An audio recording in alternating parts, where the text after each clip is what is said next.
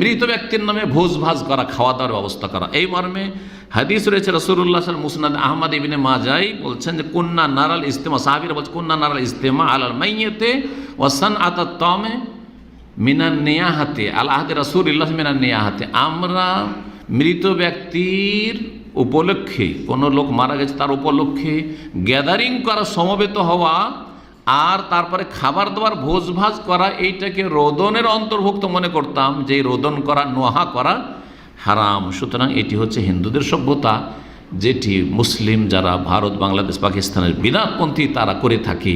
আর এই ভোজ করে মায়ের নামেই খাবার দিচ্ছি, বাপের নামে ভোজ দিচ্ছি, অমুক করছি, চল্লিশা করছি, সে দিন ধরুক আনা ধরুক। আমাদের দেশে কিছু বেদাতি আছে, চালাক বেদাতি, বলছে আমরা দিন ধার্য করে করি না, ভোজ করে যে আমরা 40 দিনে করি না, ওই 3 দিনে বা 10 দিনে করি না।